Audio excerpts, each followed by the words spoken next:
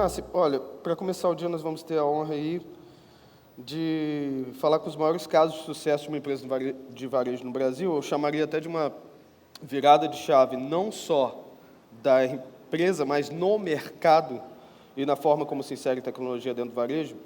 Afinal, não é fácil. Uma empresa tradicional, acostumada a um modelo mais bem definido de negócios, a fazer essa transformação, mas é claro que isso gera uma série de desafios, e para falar desses desafios hoje, nós vamos abrir com chave de ouro, não é verdade, Nassi? É isso aí. Para falar de transformação na Magalu, eu vou convidar o André Fatala. Ele é especialista em produtos digitais, com mais de 20 anos de experiência. Começou a carreira em 2000 no Submarino, onde trabalhou por 6 anos no time de desenvolvimento. Também foi gerente de produtos da Predicta, onde era responsável pela evolução de ferramentas de Ad Server e Web Analytics, e está há 12 anos no Magalu. Fatala, hoje, vice-presidente de tecnologia do Magazine Luiza. Fatala, vem ao palco. Salva de palmas, pessoal.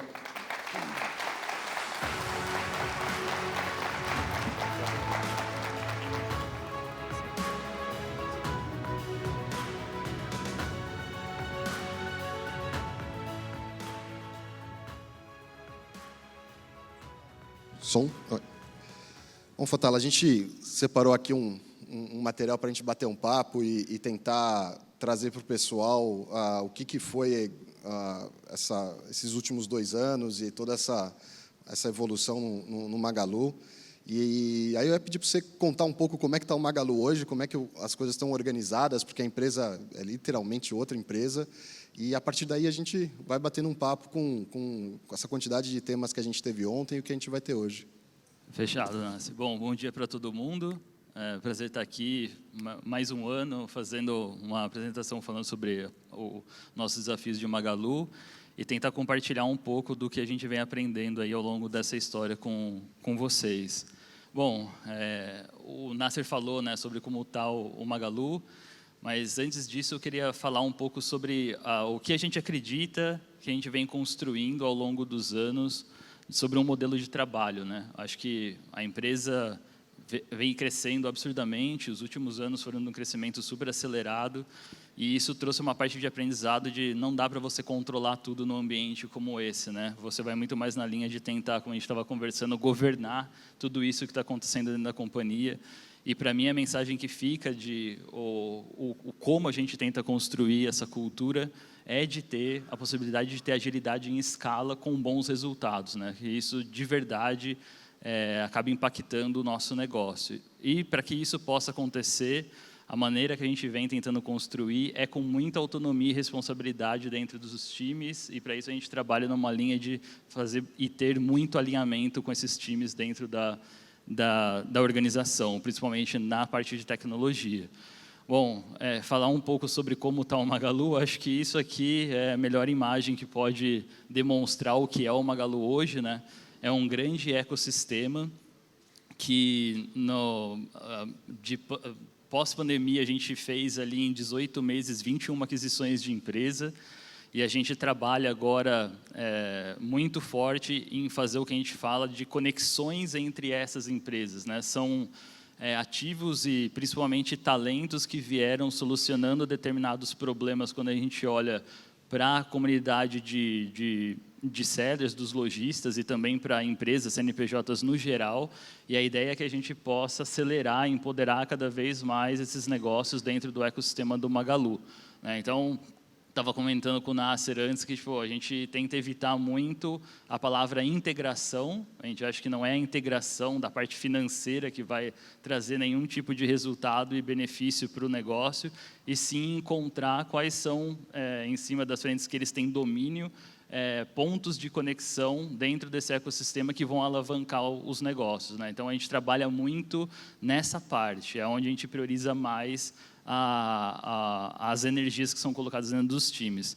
E, para isso, a gente começou aí numa linha falando da parte de tecnologia, né, de como habilitar essas conexões. Então, conectar essas conexões para a gente tem uma camada que, dentro desse ecossistema, que são empresas muito focadas em canais de venda, canais de conteúdo, né, E embaixo a gente tem um monte de empresas que nos ajudam como a parte de uma infraestrutura dessa plataforma que a gente pode conectar eles, né? Então, um exemplo disso é quando foi feita a aquisição da Netshoes, foi feita uma integração com o Magalu Entregas e depois de 60 dias eles estavam usando as lojas do Magazine para oferecer retirar loja para os consumidores que existiam dentro da Netshoes. Esse é um dos exemplos.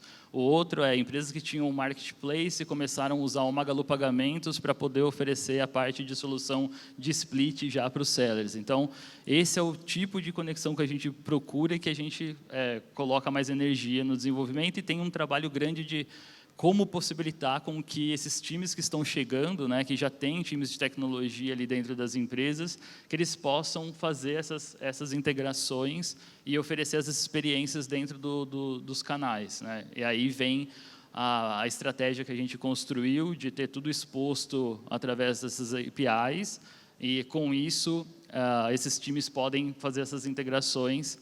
Claro que para a gente também tem um trabalho de adaptação grande. Muitas das coisas que foram construídas não esperavam a parte de todas essas empresas utilizando, né? E aí vieram e a gente teve que começar a falar assim, opa, não é uma funcionalidade só que funciona para o Magalu, para o canal Magalu, né? Ela tem que ser multi-organizações. E isso... por isso que eu acho que o título fala de transformações, foi uma outra transformação que começou a acontecer dentro do próprio time de tecnologia. Como que a gente se coloca agora como plataforma tecnológica para todo o grupo também? Como todo esse número de empresas pode utilizar essas soluções, né? E muita coisa começou a mudar a partir disso também. E aqui está o ponto importante do conectar ao invés de integrar, né? E aí você estava comentando, Fatala, que essa conexão que vocês fazem... Eu fico pensando na perspectiva também da empresa, né? Foram 22 empresas 22, né? Nos últimos 18 meses. Né? E tem empresas tanto na linha de cima, quanto empresas de componentes na linha de baixo, ali. Né? Para essas empresas, às vezes, que são menores, né? Que têm uma maneira de trabalhar, que tem um desenvolvedor, às vezes, que acaba fazendo tudo, né? Tem um onboarding que você precisa fazer para traduzir ele para esse mundo inteiro do Magalu, que agora tem quantas pessoas em tech? 2.000. 2.000 pessoas em tech. Como que é feito esse trabalho com essas pessoas que entram e como que o pessoal que está dentro de casa agora fala, olha, tem um componente antes, por exemplo, na parte de baixo, que a gente não conhecia, a gente vai começar a utilizar. Como que é feito essa... Ótima pergunta. Porque antes, como estava tudo dentro de casa, era um pouco mais simples, né? No Slack, você já conseguia encontrar o grupo que cuidava daquela aplicação e falava com ela. Vindo essas outras empresas, começou a ficar um pouco complicado isso. Inclusive, do nosso crescimento orgânico do time, números de times, também começou a gerar uma dor. E aí veio uma iniciativa bacana que a gente começou a trabalhar, que a gente chama do mapa do Labs, né? Então, esse mapa, basicamente, ele traz quem são os times que existem dentro do Luiza Labs, quais são as pessoas que estão trabalhando dentro desses times, qual é a missão daquele time e as aplicações que eles tomam conta. Então, dentro dessa parte das aplicações que eles tomam conta, você consegue chegar nas documentações para poder trabalhar nesse nível de integração e por saber quem são os responsáveis do time, tem até um link direto ao Slack que o próprio dev clica ali e começa a falar com o cara do time. Então, isso foi o que a gente encontrou como uma maneira que foi construída uma ferramenta para facilitar toda essa conexão. E como é muito vivo, né, hoje a gente tem na casa de quase 200, 180 times desenvolvendo. Então, é muito viva a quantidade de aplicações que aparecem, coisas que vão sendo evoluídas. Com essa parte do Mapa Labs, fica tudo atualizado, né? Até no nível que a gente começou a expandir de quais são as especialidades de pessoas que estão dentro do time. Esse cara manja muito de JavaScript, esse cara manja muito de Python. Então, facilita também para ser referência dentro da própria comunidade que está desenvolvendo solução dentro do Lab, estar em contato com essas pessoas. Show. Tem um monte de coisa para falar ainda, então pode... Você quer, vou mostrar só um exemplo, né, da parte de conexões que a gente começou a construir para facilitar. Acho que aqui tem dois exemplos, uma da questão que foi feita da Equifome e outra da VIP Commerce, né? A Equifome veio como uma empresa do ecossistema que cuida da parte de food delivery, né? E aí a gente queria, dentro do super app do Magalu, ter essa experiência, né? E a VIP Commerce veio para fazer a parte de trabalho de mercado Isso fazendo o onboarding de redes de mercado pelo Brasil, não só concentrado em grandes cidades, né? E também os caras já tinham a expertise de fazer isso. Então, a ideia foi, cara, não dá para... mercadinhos, tipo, em vez de supermercados, mercadinhos, né? Como fazer para que a gente coloque a experiência que esses caras já sabem desenvolver, entenderam desse tipo de usuário dentro do Super App do Magalu. Se for uma integração feita pela gente, cara, não tem nem como absorver todo o conhecimento deles. Você só ia fazer a integração no roadmap inteiro do Magalu. Ia ficar um negócio meia sola, começa, tipo, você perde todos esses anos de desenvolvimento que eles já fizeram. Então, veio a ideia da gente pegar e fazer quebrar o nosso Super App e permitir com criações de experiências específicas fossem feitas de uma maneira muito mais simples e rápida, né? Então, muito baseado no Mini Programs do WeChat, a gente desenvolveu o que a gente chama, um framework que chama Mini Apps, que é basicamente um SDK que a gente consegue expor tudo que existe das principais funcionalidades dentro do Super App, de informações do cliente, possibilidade de login, de pagamento.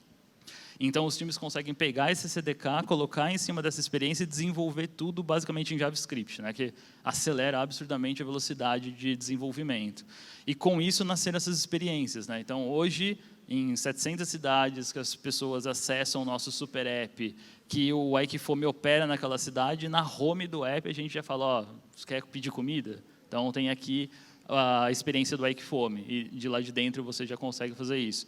A mesma coisa para a parte de mercado. Se ela está numa cidade que tem, a gente consegue exibir e falar, você pode fazer pedido dessas redes de mercado na cidade que você está acessando. E se você fez a aquisição dessa empresa é porque a experiência do usuário para esse setor, quem manja são eles, né? Não são vocês. Então, você dá liberdade para ele, cara, foca no entender o usuário e trabalhar com o usuário, e se você precisar de login, precisar de base de dados, aí eu te ofereço por API e você se... E está sendo uma experiência muito legal para a gente, porque eles dão muito feedback de coisas que eles queriam construir de experiência e que a gente ainda não tem dentro do SDK. Então, o time de plataforma mobile, meio que o roadmap vai sendo construído muito para esses feedbacks, né?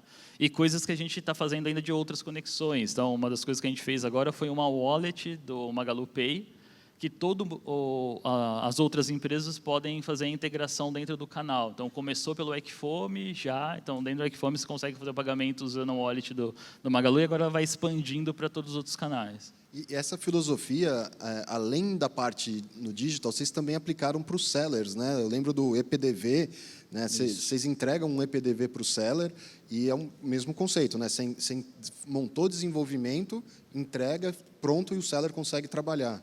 Acho que a grande mudança que está acontecendo para a gente, como eu falei, dessa visão de agora nós somos uma plataforma tecnológica para habilitar outros times a construir experiência, no geral, né?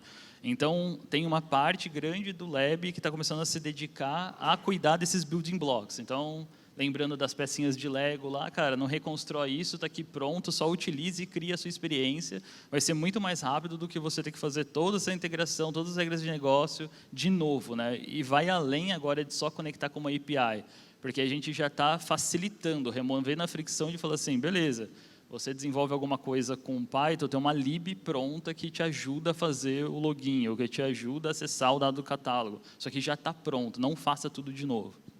E aí eu fico imaginando, entrando um pouco na parte de estratégia, né?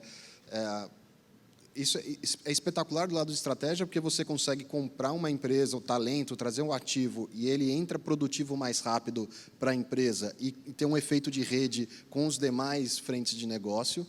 Mas o método para organizar esse trabalho, e aí ainda mais distribuído ou remoto, é um pouco mais complicado, né? Vindo estratégico e quebrar isso tudo para o time. A gente falou ontem bastante sobre a tríade, né, que eu chamo de pessoa de produto, pessoa de negócio e pessoa de tecnologia. Como que toma a decisão? Como é que vocês que pegaram a VIP Commerce ou a Aikifome, deviam ter 2, 3 pessoas ali que decidiam tudo. Aí, como que isso vem para um processo de decisão de uma empresa do tamanho do Magalu, né? Legal. Bom, tentando explicar basicamente qual é o modelo que a gente tem de governança para direcionar isso. Acho que tudo vem, e como você falou, mais do nível estratégico, né? Então, o Magalu, ele geralmente constrói ciclos de 3 a 5 anos de estratégia, tem os pilares estratégicos que a gente vai atuar, e em cima dele a gente tem, vamos dizer assim, como fosse quebra de releases, aonde a gente vai pegar e vai falar desse driver, quais são os principais objetivos que nascem indicadores, que são o que a gente chama dos KRs, os Key Results, né? Onde a gente vai atacar, né, e para atingir esses resultados esperados. Que é aquela segunda parte ali em então, cima, é a né? parte... Deixa eu tentar usar o pointer para o lado de lá. Então, aqui é o nível estratégico, né, onde a gente faz essa decisão. Então, os drivers direcionam os KRs e, no caso, iniciativas dentro do Lab, que depois vão criar os boards que a gente acompanha como está sendo feito o trabalho de todos os times. Mas acho que, como o Nasser falou, vir com um monte de QR é fácil, né? O problema é como que a gente demonstra para os times quais são as prioridades. Então, essas prioridades nascem de um trabalho de toda a parte da diretoria executiva de demonstrar o que realmente é o mais importante naquele ciclo, né? Vamos dizer assim, do grande release que a gente vai fazer. Então, todo ano tem um certo tema específico. Agora, a gente já não é para o ano como um todo, na verdade, por semestre, a gente pode fazer essa parte de definição de temas. E é disso que a gente depois pega esses QRs, faz toda uma parte de priorização e linka o que a parte de tecnologia e de negócios estão trabalhando em conjunto. Nessa fase ainda é diretoria executiva que faz isso? Nessa fase, na hora que a gente vai para a fase de distribuição, isso já desce, a galera começa a falar, eu estou nisso, né? Tipo, porque envolve partes do meu time e com isso a gente começa a enxergar quais são a parte dos trabalhos que vão ser cross. E aqui também tem um ensinamento grande que a gente teve nesse modelo, que é quando você ter times distribuídos, você tem uma vantagem muito grande de ter o cara naquela missão específica, podendo andar muito rápido e construir as coisas para a missão daquele time. Dói muito quando começam a aparecer iniciativas que são totalmente cross. Então, se tem mais de 10 times envolvidos em alguma coisa, é o inferno na Terra. E a gente começou a tentar organizar um pouco isso. Como trabalhar melhor, de evitar com que ele aconteça, e aí muitas vezes vai no nível de tecnologia mesmo, para evitar que isso aconteça. E o outro é limitar um pouco o IP. Tipo, eu não vou fazer 20 coisas cross. A gente sabe que tipo, é muita dor, a gente tem que diminuir. E uma outra coisa que a gente começou a fazer em específico nessas grandes frentes cross, a gente tem um time que acompanha agora essas frentes cross, então responsáveis pelas frentes cross, para amarrar todo mundo, né? Porque senão, como eu falei, a beleza de ser distribuída cara, vamos aqui, nossa missão é essa, vamos embora. Mas quando depende de outro, se não tiver alguém que vai fazer esse trabalho, é muito difícil você garantir que ao momento em que o time vai ter que entrar e fazer a contribuição dele, ele realmente vai acontecer. Ontem, com o Braz, da FIT, a gente estava falando, ele contou o case de mudança de arquitetura do aplicativo da Dafit, colocando um BFF, etc, etc. E a pergunta que veio para ele foi assim, como é que você garante que a pessoa que está fazendo esse BFF não vai fazer outro back-end inteiro, né, e respeitar os princípios da empresa, né? Quando você tem 2.000 pessoas, né, como é que você faz isso? Porque lá em cima no estratégico, eu entendo poucos diretores executivos conversando, mas aí quando você desce e precisa dar autonomia e sair do comando e controle, né, mas garantir que as pessoas não deem passos atrás e voltem a modelos antigos, como que você garante isso? Para a gente entra nesse modelo aqui, como você falou, na hora que entra no tático, né? Quando a gente já decidiu o que vai fazer, tem algum racional que aquilo faz sentido a gente colocar energia, a ideia é, como eu falei, que tem autonomia do time da decisão de qual é a solução. Tem também a parte onde eles trabalham em falar o que deveria ser feito, né? A gente espera muito do trabalho do PM disso, e a galera de tecnologia entra quando a gente já tem algumas hipóteses que são um pouco mais reais ali de trabalho. Como a gente faz quando o time vai desenvolver a parte da solução, a gente tem um processo onde ele cria o que a gente chama de design doc.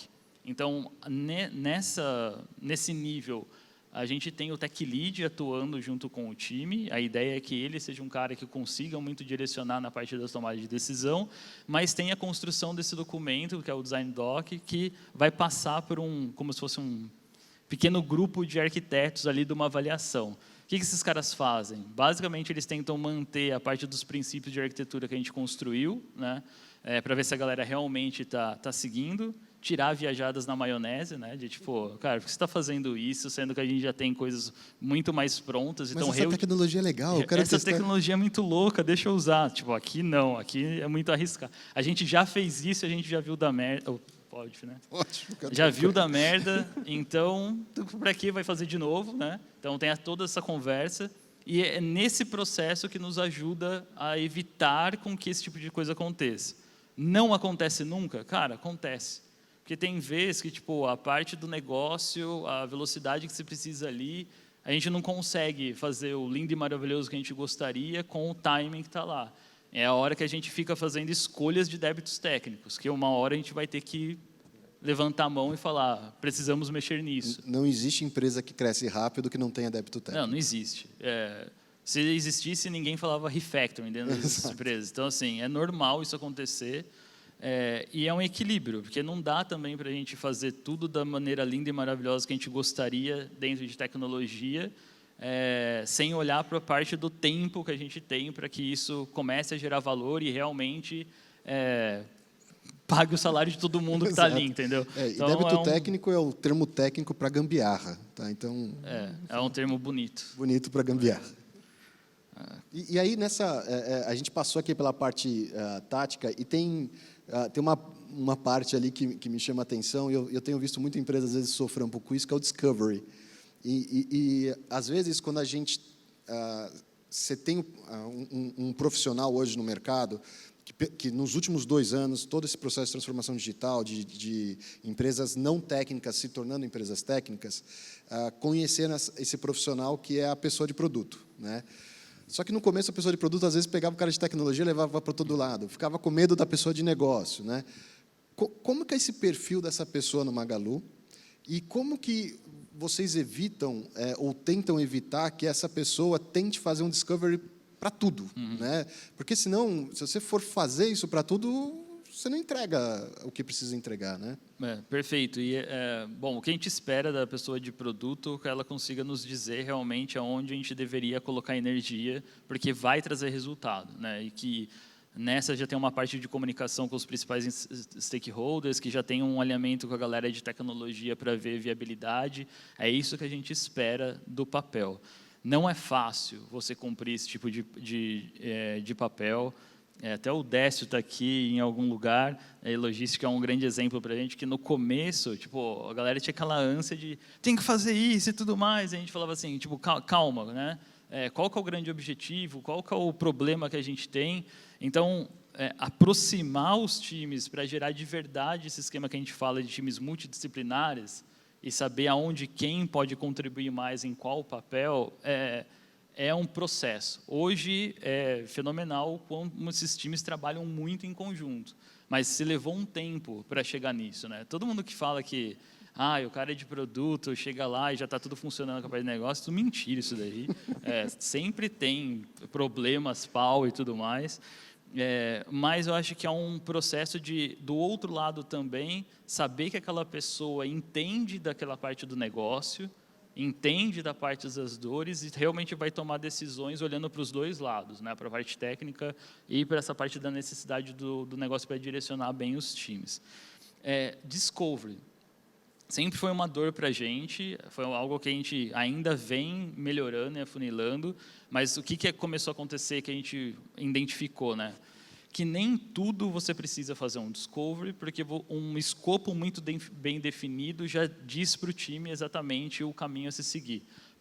Quando são, principalmente, coisas incrementais, você vai ver que a necessidade de discovery é muito baixa, né? Porque já existe um conhecimento grande da parte do time, precisa voltar e perguntar para o usuário. De todo o produto, não precisa voltar a perguntar.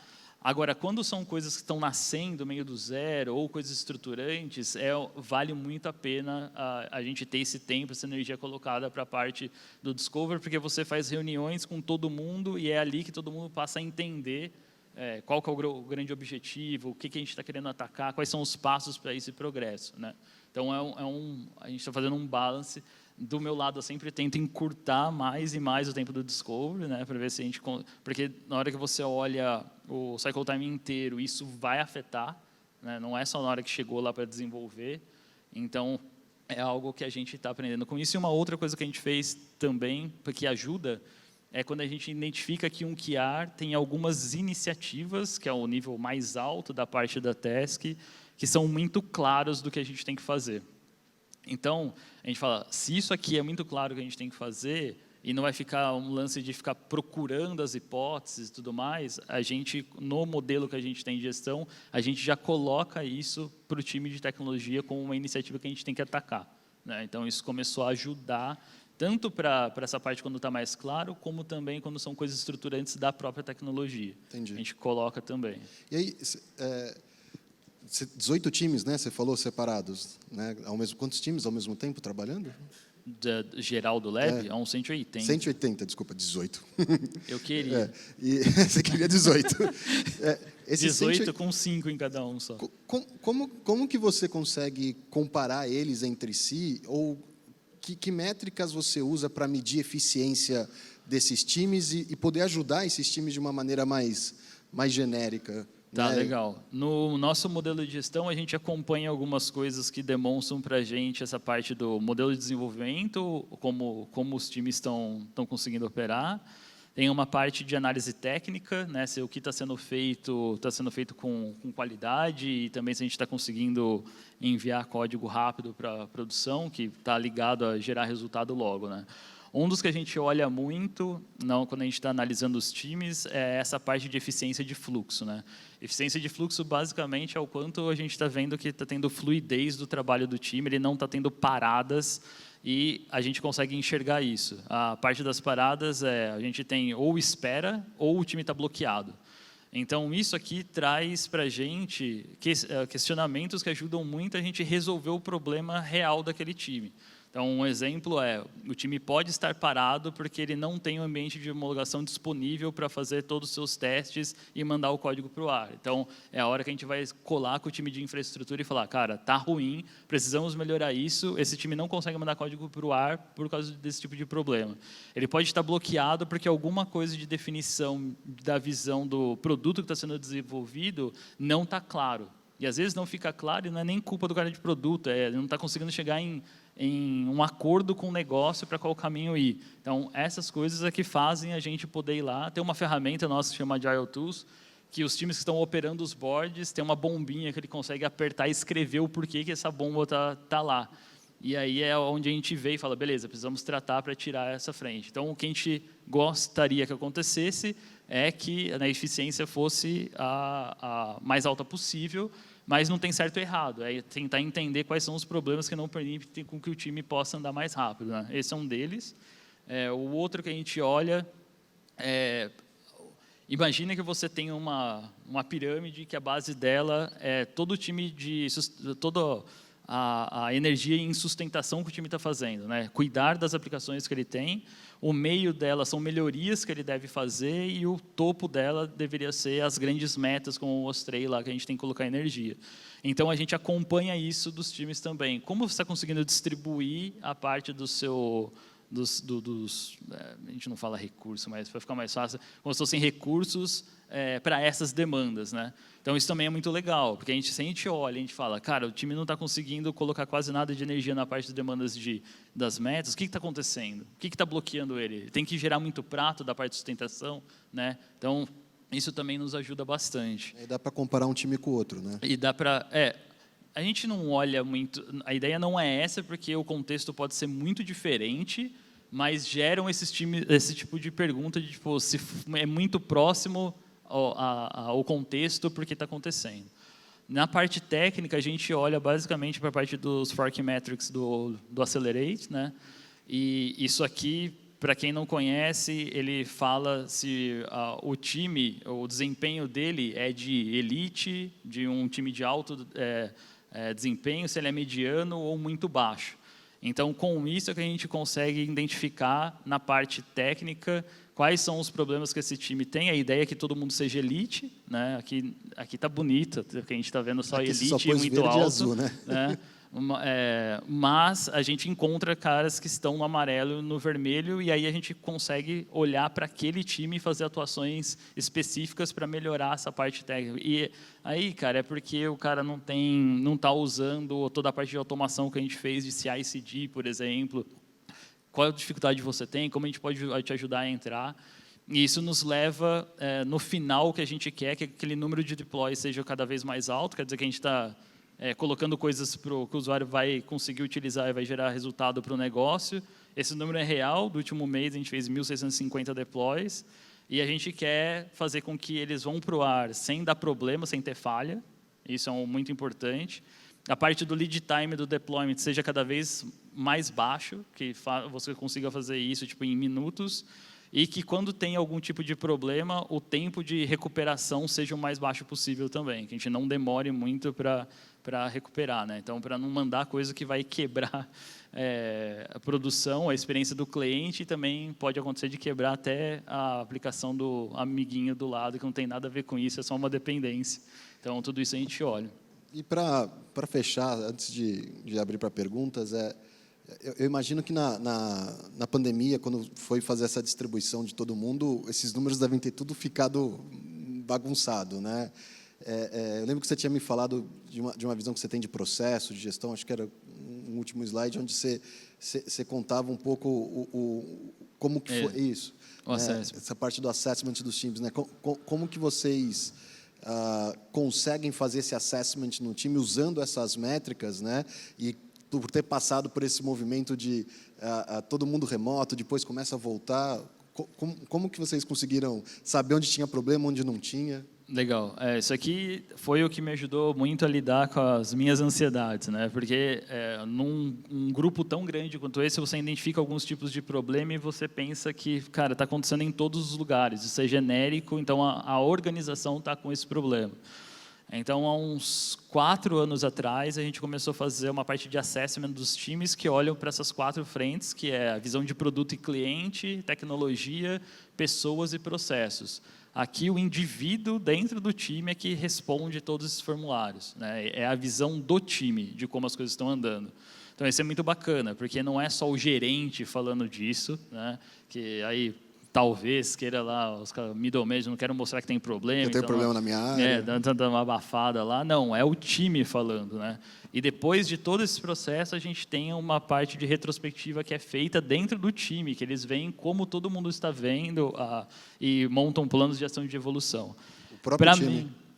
Próprio time. Para mim, para os diretores, é muito bom porque a gente consegue identificar quais são os focos de problema que a gente deveria atuar. Então, um exemplo, né, igual a gente estava comentando, quando a gente rodou a gente estava na pandemia, na parte mais tensa dela, ali em 2020, a gente viu que ritmo sustentável foi para o quiabo. Porque estava todo mundo confinado dentro de casa, não tinha o que fazer, então eu vou ficar trabalhando, né? Então, a gente viu isso cair absurdamente. Mas voltando ao tópico, o que ele ajuda? Né? Ele ajuda nessas 4 frentes você identificar realmente qual é o problema que acontece no time específico, para poder atuar ali, qual é o problema que acontece numa vertical como um padrão, né? Que é, na verdade, eu mostro a estrutura um pouco de como a gente que é basicamente você tem uma diretoria com uma vertical específica como o fintech dentro do lab, você vê quais são os problemas padrões que existem ali para montar o plano de ação. E também tem o que na organização como um todo é um padrão que a gente está tendo de problema. Igual como eu expliquei, na pandemia o ritmo sustentável era padrão, era geral, e a gente teve que atuar na org como um todo.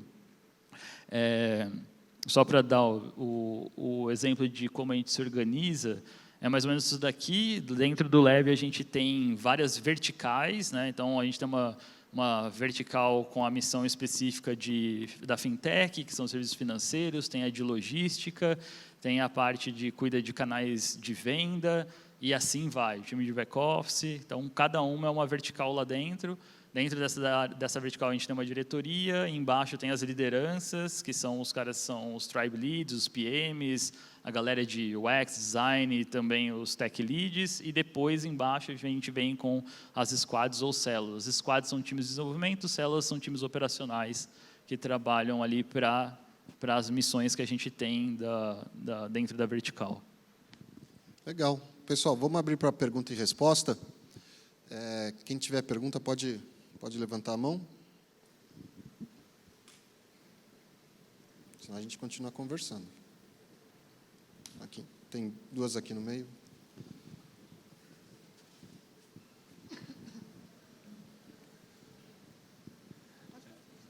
Bom dia, pessoal. Parabéns aí pelo trabalho. Eu queria, na verdade, explorar um pouco, até voltou para esse slide das aquisições, né, de 22 empresas.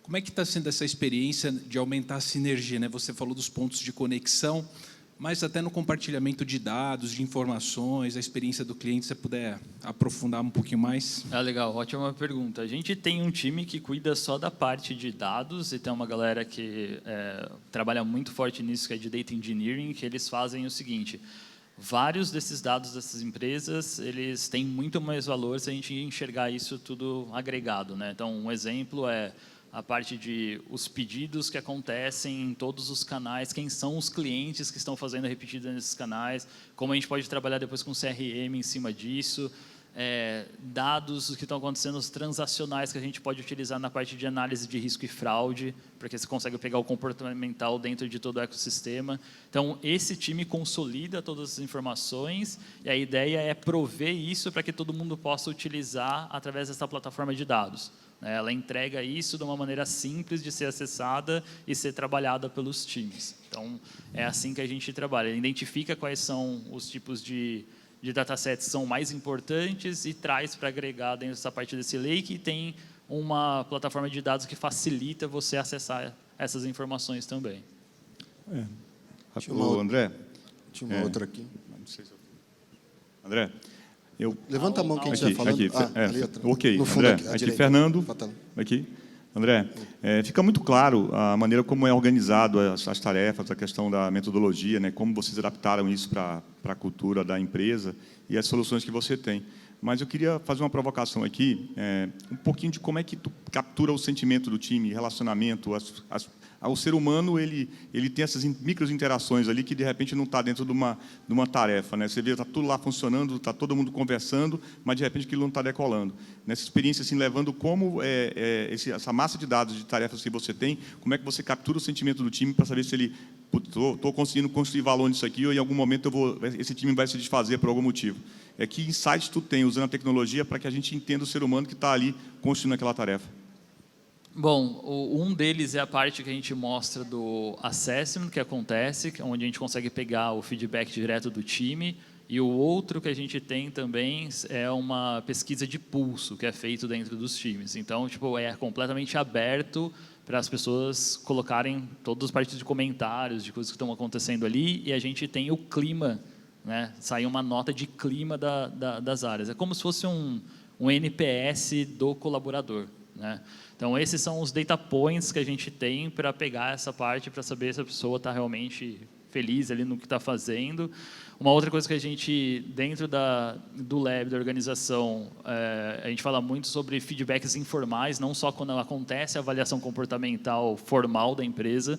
Então, tem muito disso do modelo de trabalho, e é dessa maneira que a gente consegue tentar pegar e extrair tudo de dentro do... Fora isso, acho que de legal que a gente tem de ritual de cultura, eu faço all hands mensais com toda a organização, com os 2.000 de uma vez, é aberto para a pergunta de todo mundo, e toda segunda-feira, que é uma parte bem conhecida do Magalu cultural, que tem um ritual que chama Rito, ele acontece na segunda de manhã, dentro dos escritórios, e a tecnologia tem o próprio dele, a gente faz também essa parte desse rito toda segunda-feira. Então, a gente tenta estar bem próximo e com várias portas abertas aí de comunicação com todo mundo. E algo que acontece bastante lá, o Slack é aberto, eu sempre falo para todo mundo, cara, precisa falar alguma coisa, manda mensagem. Em algum momento da vida eu vou responder, bem mais rápido do que o WhatsApp, eu olho mais para o Slack. Então, também é uma maneira da gente conversar e ter essa transparência aí com todo mundo dentro dos times. Aqui na frente, que tinha pergunta. Bom dia. Parabéns pelo trabalho, André. No seu segundo slide, você mostrou todos os canais, né?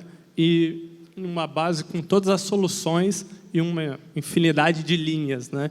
Ali, como vocês controlam o acesso e impedem que cada time acabe acessando indevidamente ou vou usar um termo aqui, fazendo alguma cagada, digamos assim, né? Como controlar esse mar de APIs aí? Como vocês têm lidado com esse problema de gerenciar acesso, digamos assim? Legal, ótima pergunta. A gente até fez uma aquisição de uma empresa que se chama AutoSeg, que cuida dessa parte toda de identidade, né, para trabalhar com permissão, autorização, principalmente nesse nível, camada de segurança, também olhando para as APIs. Então, a gente construiu uma solução que é um IDPA lá, que a gente batizou de ID Magalu, que funciona tanto para a parte do cliente final, como também da comunicação entre aplicações. Então, o que a gente faz, a gente tem o API Gateway, tudo que é exposto ali tem essa parte do IDPA conectado, e dessa maneira que a gente consegue liberar o acesso de alguma aplicação para conversar com outra, né, e também falar quais são os tipos de dados que ela pode ter acesso e o que ela pode fazer, né? Se são leituras de determinados tipos de informações, se pode fazer escrita, tudo isso está nessa camada. Então, se alguma coisa acontece, a gente consegue chegar nessa camada aqui e falar, revoga toda a parte de acesso de determinada aplicação e morreu, né? Por exemplo. E ali tem também as boas práticas de a gente cuidar de quando alguma tipo de chave, quando a gente quer fazer a parte de expiração, como que a aplicação pode realmente buscar as informações de outras APIs, tudo isso a gente faz nessa camada aqui intermediária. É o jeito que a gente encontrou de permitir que aconteça e tenha um certo nível de segurança, né, dessas informações. Última pergunta aqui. Oi, Fatala, meu nome é Renata, sou diretora executiva na CIT. Primeiro, eu queria dar parabéns, a gente é muito fã do que vocês historicamente vêm fazendo na Magalu. Obrigado. Não é fácil, a gente sabe em escala fazer o que vocês fazem com tecnologia. Queria te perguntar, no nível mais de estratégia, como é que vocês... Impressionante como vocês têm uma visão estratégica de longo prazo de negócio, né, e estão levando isso para o mercado de forma muito consistente. Como é que vocês desdobram essas teses de negócio estratégicas para teses de digital aí e priorizam isso em tecnologia? Você falou um pouco do discovery, mas ali mais no nível operacional, né? Como é que isso acontece? O nível de cima, a gente são 8 pilares estratégicos do ciclo atual que tá rodando, que nasceu em 2020, né? Então, eles são direcionadores do aonde a gente vai colocar energia. Então, por exemplo, a gente tem lá no ciclo estratégico a parte de novas categorias, a parte da fintech, do super app, do MaaS, que a gente chama Magalu as a Service, né?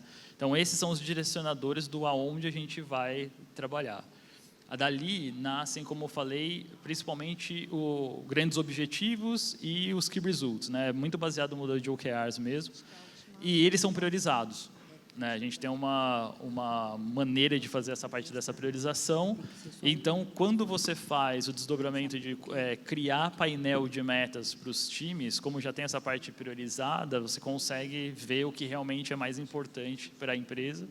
E também tem um método que a gente faz que é de colocar peso para determinadas QAs. Quando você precisa empurrar muito alguma coisa que é super importante e a participação daquele time é muito alta, a gente tem um peso específico que é colocado no QA. Então, é assim que a gente faz para fazer com que ele possa se desdobrar para a organização inteira.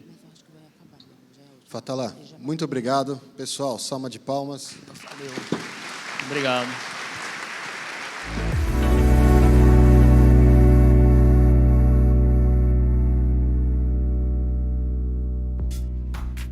E aí, gostou do vídeo? Então não deixe de curtir e compartilhar. Aqui do lado tem 2 sugestões que você pode gostar.